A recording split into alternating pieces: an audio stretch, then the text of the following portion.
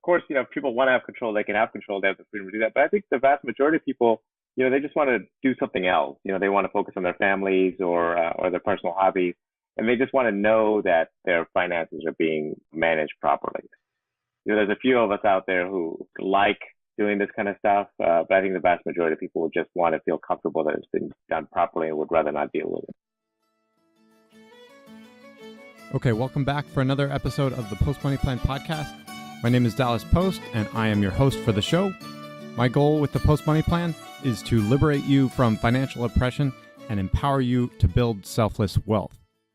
On the podcast, I explore all things personal finance, economics, and investing related. If you want to know more, you can find me at postmoneyplan.com or search the Post Money Plan in the iTunes podcast app or in Google Play. If you want to learn to save money without feeling like you're giving up your lifestyle and would benefit from a much more hands-on approach, you should sign up for my one-on-one financial coaching program at savepainfree.com. All right, on with the show.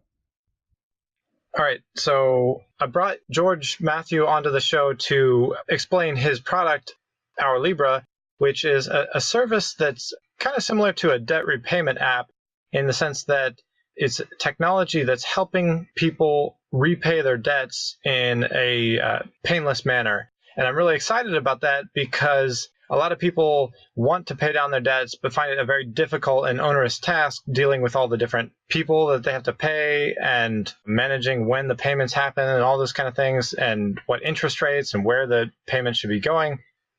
I met George through Station and just heard about what he was doing and found it really exciting. So I wanted to bring him on the show and explain a little bit how it works and the benefits of it and all that kind of stuff. So welcome to the show, George.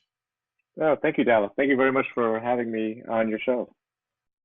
So could you tell us a little bit about yourself and what got you started down this road and some of your background and why you started ourLibra? Sure. Born and raised in Houston, Texas, into a middle-class family. But then later, I ended up going up to the East Coast for college, working on Wall Street, and eventually became a vice president in investment banking, doing mostly bank mergers and acquisitions. So as a banker to banks. And during that time, I saw that banks and other financial institutions got great financial advice from investment bankers. And it was advice that I thought, if average people had access to this sort of advice, they would make much better financial decisions. Unfortunately, the way the system works is that there's just not enough money in a middle-class family's balance sheet to adequately pay a good financial advisor. And so what a lot of middle-class people end up with is really lousy financial advice because a lot of financial advisors are paid to sell certain products, and those products may not make sense for their customers.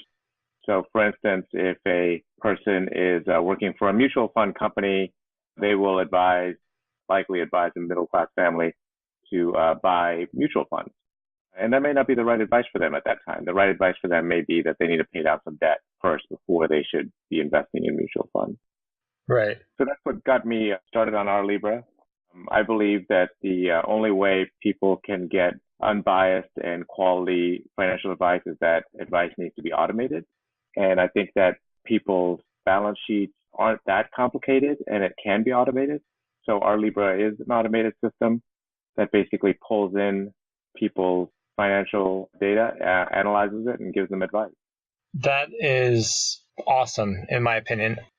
I really am excited about how all the tech that's coming out over the last few years is really enabling people's finances to be automated and take away that process that is so painful for a lot of people that really fear dealing with their finances. And the prospect of being able to automate through different apps and services that are going to make it easy for you to pay down your debt and start saving money and investing and all those things means a lot of people are going to be much better off than they would be otherwise. So that really excites me. Oh, good. Yeah, I hope so. I think, the thing is, I think most people, finance is something they just don't want to deal with. And understandably, I mean, there's other things in life that are more important, whether it's family or personal hobbies, whatever people's interests are. And the thing is, there is an optimal way to manage finances. the whole point of ourLibra is that it automates this. It gives people clear, simple advice on what they should be doing so that people don't have to think a lot about their finances, that they can focus instead on other things than finance. Kind of on that vein, what do you see as the big personal finance problems? Like, what do a lot of people struggle with? Well, that's a great question. I think a lot of people struggle with, if they do have debt, what's the strategy around that? Which debt do they pay off first? And then at what point, how much do they have in savings and retirement? How much should they be saving for retirement? General kind of asset and debt allocation. And that's really what ourLibra, that's the core of what ourLibra does. So ourLibra helps people, or tells them actually, which debts to pay off before other debts and exactly how much they should be paying off. But then it also tells them at what point do you not pay off a debt, and are you better off investing money into a retirement account? Certainly, if someone has a home mortgage, typically those are at very low interest rates and they're typically tax deductible. ourLibra would not recommend that person to pay down their mortgage if they're not funding a retirement account. It would tell them to put money into a retirement account and then just make their normal payment on their mortgage. So that kind of speaks to my next question, which was about what ourLibra's purpose is. You're basically saying that it's helping people figure out what to do with their money and where to put it, because it's not always one answer. There's multiple options. That's right. And it's constantly changing. So ourLibra is really supposed to do what a good personal banker or financial advisor would do for you when you meet with them. So when you meet with them, they would lay out all of your assets and your debt, you're basically your personal balance sheet. And then they would give you advice on how you should kind of reallocate between your assets and your debt. So ourLibra basically does that every 48 hours. So it pulls in your financial data, it analyzes it, and then if there's a recommendation to give you, then it gives you that. So, your financial situation is constantly changing. With every paycheck, it changes. What do you do with that paycheck? Well, you've got your fixed expenses, but then over that, what do you do with it? Do you pay down some debt? Do you put some more money in savings? Do you put some money into a brokerage account or retirement account? Should you be increasing your 401k allocation if you have a 401k? So that's what ourLibra does. And it's constantly looking and notifying you when there's a better solution for you. I'm just going to throw you a curveball here and ask, how do you factor in taxes and tax implications to things? Sure. That's a great question. Yeah, well, tax is very important. ourLibra has a default tax rate for everyone, but that's something that people can change. And it looks at everything on an after-tax basis. So, for instance, credit card interest is not tax deductible, whereas the mortgage interest for most people is tax deductible. Same with, let's say, a brokerage account versus a retirement account, a standard brokerage account. So retirement account is tax deferred, brokerage account is not. And so based on your tax rate, well, retirement account is always a better option, but how much of a better option it is dependent on your tax rate. So ourLibra factors that in. So you can get situations, for instance, you've got a debt, like a mortgage, for instance, that's tax deductible. So ourLibra will look at the after-tax cost of that mortgage. And if you've got, let's say your after-tax cost of your mortgage is 3.5%, and you've got an investment option at 5%, 5% after tax, ourLibra would tell you to put money into that investment option. That's pretty cool. So there's definitely some dynamism, I guess you could say, to ourLibra. It's not just an out-of-the-box solution, but is able to adapt to each individual's unique situation.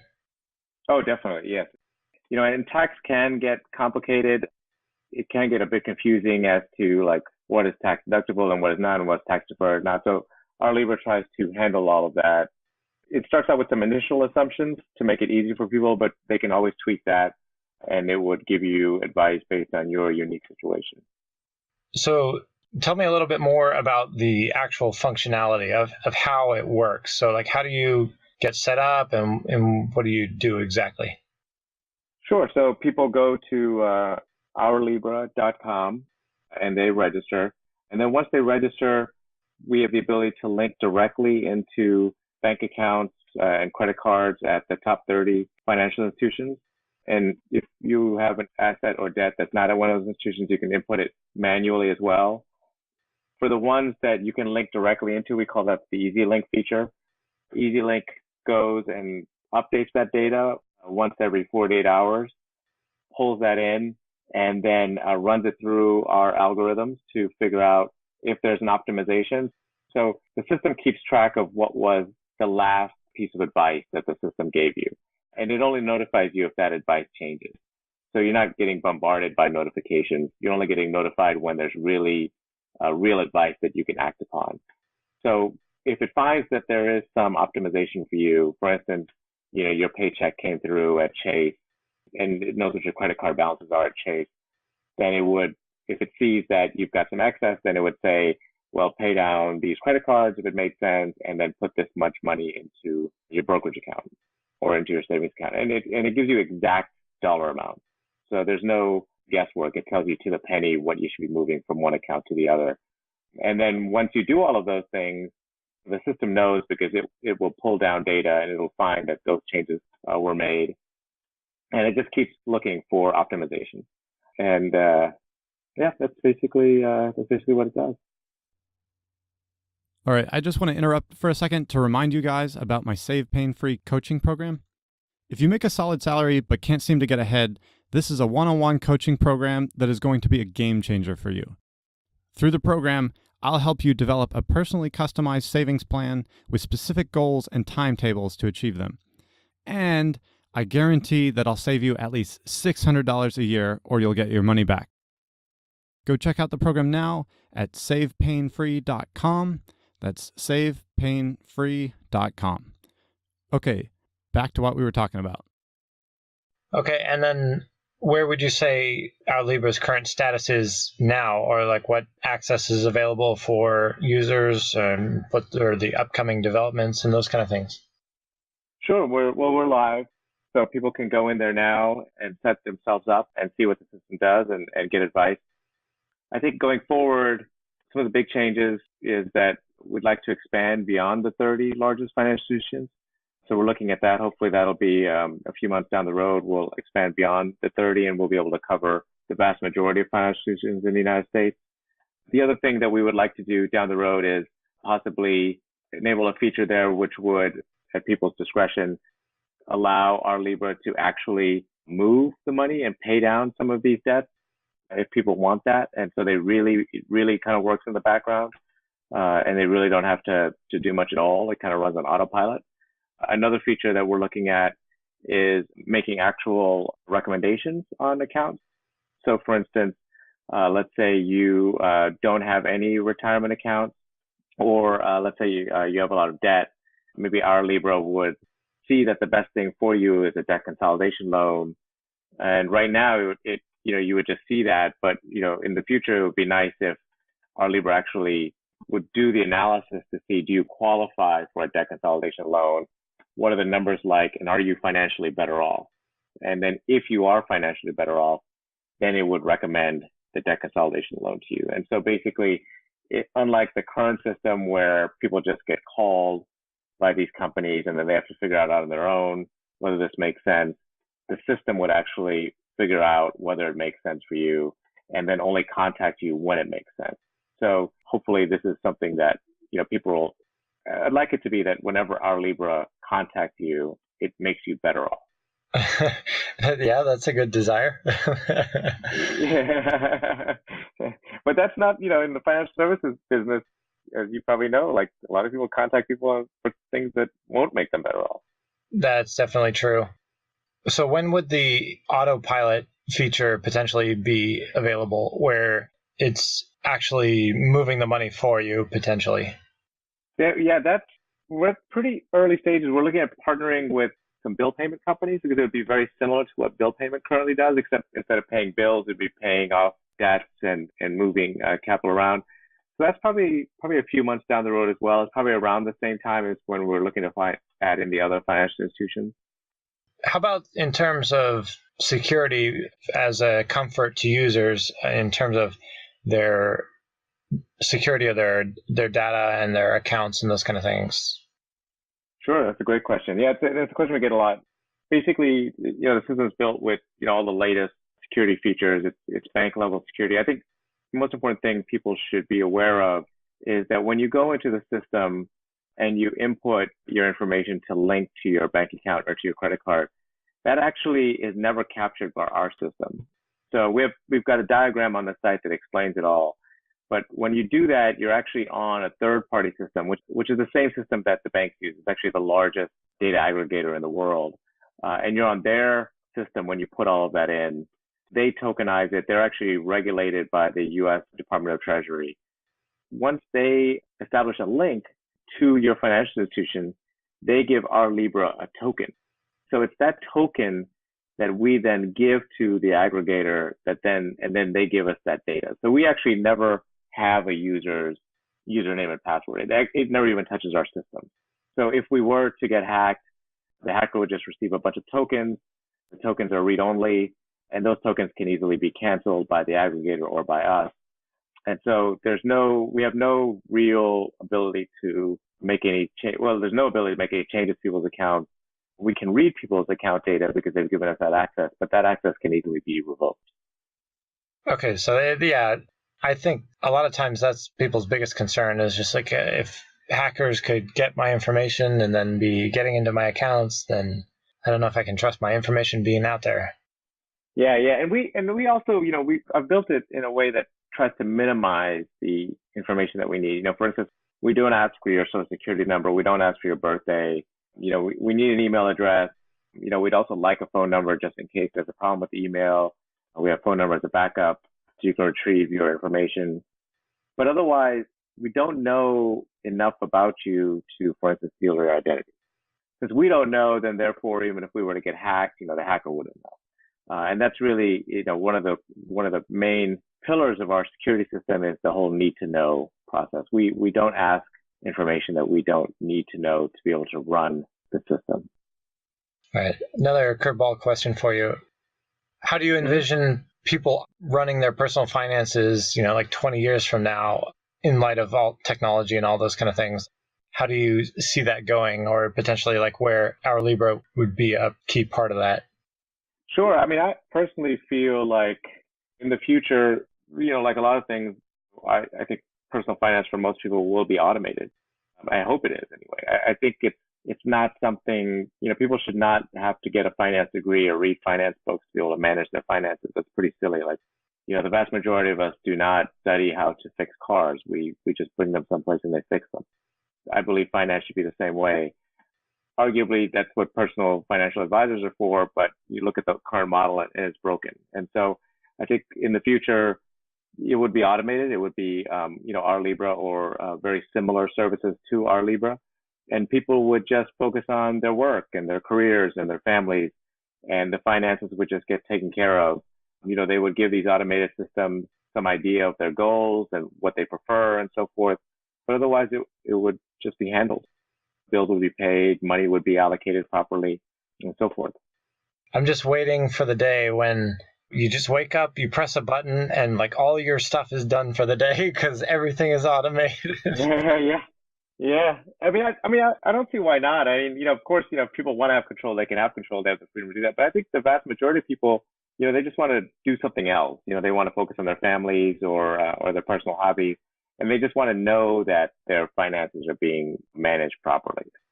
There's a few of us out there who like doing this kind of stuff, but I think the vast majority of people would just want to feel comfortable that it's been done properly and would rather not deal with it. No, I definitely agree with you. I think a lot of people just want to set it on autopilot and make sure and know that good things are being done, but not have to worry about it themselves. And I can definitely identify with that in a lot of other areas of my life that don't have particular interest in, but it's nonetheless important. And if somehow it could be on autopilot and be done for me and good things are being done, then I would happily take that. Mm-hmm. I think like, for instance, in Houston, I think most people would be happy to put their morning commute on autopilot. Yeah, yeah, exactly. So self-driving cars, that's a good example. I just did a podcast on that the other week. If people could just be in the car and the car is driving itself and they could fully trust that the car is going to safely drive them to where they're trying to go, then I think people would be happy to do that. It's just a matter of jumping from it not being a normal thing to having the confidence that you can trust the system. So in people being comfortable with trusting that an automated algorithm is going to be able to manage their finances may be one of your bigger hurdles of just getting people to be comfortable with that whole process. Sure, I agree. I think the self-driving cars is a great analogy. I think there'll be some early movers and there'll be some refinements. And then I think over time it would go to a larger audience. I think same thing, with, let's say, the automated early commute. People arrive to work, they're less stressed. That might be a productive time for them, or maybe they just catch up on some more sleep while they're in the car. The same thing with ourLibra. People will hopefully save maybe a couple of hours a week of stress and anxiety as they manage their finances, that ourLibra would just handle that and be sure it's done properly. But yeah, I think I agree. In the early days or months or years, it will take, it is a leap of faith. ourLibra will have to prove itself to people for people to feel comfortable with it. Are you willing to share any pricing or offers on here? Sure. Yeah, I think, right now we've rolled it out. ourLibra is free to use right now as we continue to build it out. Longer term, we're looking at very reasonable pricing of $10 a year. That's really to help us cover the data aggregation costs. It is heavily tech oriented, so we don't actually have a lot of personnel costs to cover, which is nice. In the future, we're looking at different partnerships that may help people, for instance, like that debt consolidation analogy I gave you, or maybe at what point do they do a retirement account. So those might be other benefits that would be completely free to the user. So I'm really trying to make this a very low cost solution to people so that people can use it. And I'm really trying to keep our costs low so that we do not feel ever like we need to push product, that the system is just automated and it's unbiased, that just gives people the right advice. Yeah, that's awesome. I definitely see it as a potential solution, like I'm saying, being a hub. Like, for example, Mint provides some automation for people, but not the whole package in terms of some of the services you're talking about with ourLibra, with identifying like where some debt repayments could go and then some investments and things like that, where Mint can't quite manage all those things. Yeah, and I'm glad you mentioned Mint, because I think Mint does a very good job of helping people with their budgeting. And there's some rival services as well, as far as telling people like where their money is going and, maybe giving recommendations, for instance, you're spending X amount on dining, maybe you should spend less or so forth. I think those services are very useful. ourLibra is different in that we don't focus on the income statement side of it. We don't focus on how people are spending their money. What we really focus on is how is their money allocated. How much is in checking, savings, different credit card balances, other loans, auto loans, mortgages, student loans, brokerage accounts, retirement accounts, and how, what's the optimal allocation between those accounts, which I haven't really seen anyone do quite well. I've seen some very good, budgeting apps, for instance, like Mint out there. Yeah, as time goes on, there's more and more apps for each little thing, but I'm excited about what you're describing with ourLibra. So it's definitely something that I want to test out and see if it's something that is useful for my clients as they're trying to automate their finances and not have to deal with it themselves. That's great. Yes, I think it's hopefully it's very useful to you and your clients. I think it's complementary to a lot of other services. I think it's nice that you mentioned Mint, because I think people say, well, I already have Mint, so why do I need this? And I would say, well, Mint and ourLibra do not compete with each other. They're complementary services. So I would say people could use Mint and ourLibra, and then they would get a full financial coverage of their situation. Yeah. So just one more time, where do people go if they want to sign up for ourLibra? Sure. They go to ourLibra.com, and that's ourLibra, ourLibra.com. I really like your platform, your service, and I think it's a very useful tool thinking about helping people pay down their debts and make it a smoother, simpler process that's less painful. And I can see it like as you get going, I think it'd be cool. Part of what I want to be doing is eventually helping people or suggesting people or setting them up into apps and technology things that are going to help them in their savings process. Oh, cool. And so ourLibra is a good example of something that I would be excited about getting people that I'm helping set up and putting them into different apps that are going to help automate their whole saving process. That way it's more smooth, painless process for them, that they're doing something they know they should be doing that's going to benefit them. But the more tech can automate stuff for them, the less painful it's going to be for people that don't like thinking about it. Thank you very much, George, for sharing about ourLibra, and I hope it goes well over there in Taipei. Okay, thank you, Dallas. Thank you very much. Thanks for organizing this. Thanks for joining us, and catch us next time on another episode of the Post Money Plan podcast.